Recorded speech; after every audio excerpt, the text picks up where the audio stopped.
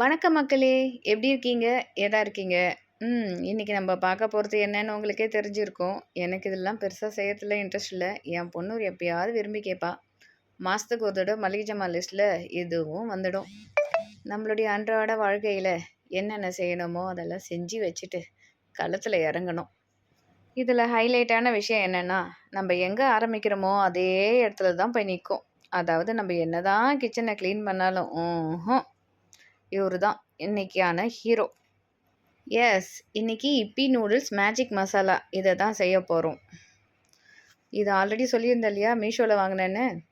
அத எப்ப எண்ணெய் ஊத்துனாலும் இது புசு புசுன்னு 4 தடவ அடிச்சா தான் எனக்கு ஒரு திருப்தியா இருக்கு. புசு புசுன்னு அடிச்சுட்டு தான் எண்ணெயே ஊத்துறேன்னா பார்த்துக்கோங்க. அங்க எண்ணெய் காஞ்சிக்கிட்டு இருக்கு. ஆல்ரெடி வெங்காயம், தக்காளி, பச்சை மிளகாய்லாம் வெட்டி வச்சாச்சு. ஸோ இப்பி நூடுல்ஸை கட் பண்ணி இங்க என்னென்ன இருக்குதுன்னு சொல்லிட்டு நம்ம பார்க்குறோம். இப்போ நான் 4 பீஸ் உள்ள பேக்கெட் தான் வாங்கியிருக்கேன் நானு.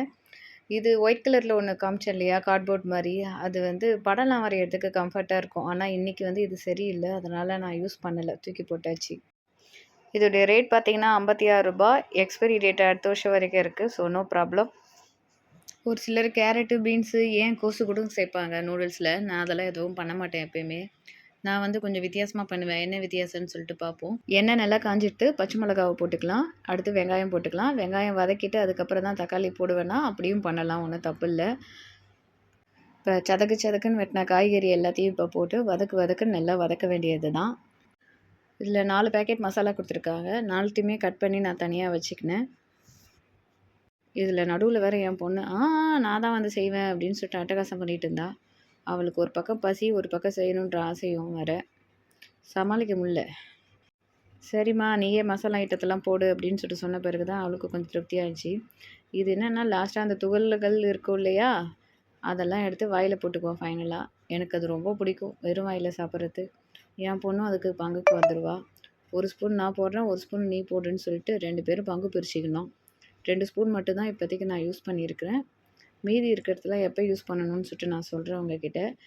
இப்போ ஒரு முட்டையை எடுத்து அப்படியே உடச்சி ஊற்ற வேண்டியது தான் ஸ்ட்ரெயிட்டாகவே. இதை நீங்கள் கலக்கி தான் ஊற்றணும்லாம் அவசியம் கிடையாது. ஸ்ட்ரெயிட்டாக ஊற்றிட்டு இப்படி கலக்கி விட்டினாலே உங்களுக்கு சூப்பில் ஸ்ப்ரெட் ஆகிருக்கும் இல்லையா? அது போல் ஆகிடும்.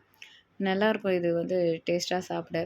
இல்லை எனக்கு இன்னும் கொஞ்சம் வித்தியாசமாக வேணும்னா, முட்டையை ஒரு பாத்திரத்தில் ஊற்றிட்டு அது கூட மிளகும் போட்டுட்டு நல்லா கலக்கிட்டு அதுக்கப்புறம் கூட நீங்கள் ஊற்றலாம். அந்த முட்டை கூடயே மிளகு கலந்துருந்தால் கொஞ்சம் காரமாக நல்லாயிருக்கும். இப்போ நம்ம பேக்கெட்லேருந்து கட் பண்ணி வச்சுருக்கோம் இல்லையா? அந்த நூடுல்ஸை ஒன்று ஒன்றா அப்படியே வச்சுட்டு அப்படியே மிக்ஸ் பண்ணி விட வேண்டியது தான். விட்டிங்கன்னா உங்களுக்கு ஒரு 2 நிமிஷத்தில் அப்படியே வெந்துடும். இதை நல்லா மிக்ஸ் பண்ணி விட்டுட்டு இதை அப்படியே மூடி போட்டுட்டு ஒரு 2 நிமிஷம் வச்சிங்கனாலே உங்களுக்கு வெந்துடும் இது நல்லாவே.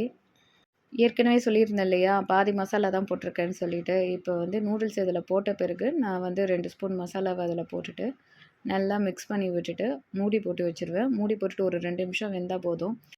சும்மா இதெல்லாம் அட்வர்டைஸ்மெண்ட்டுக்காக தான் 2 நிமிஷம் 5 நிமிஷத்துலலாம் செஞ்சிடலான்னு சொல்லிட்டு சொல்ல முடியும். ஆனால் எப்படியும் மினிமம் 20 மினிட்ஸ் கண்டிப்பாக ஆகும்.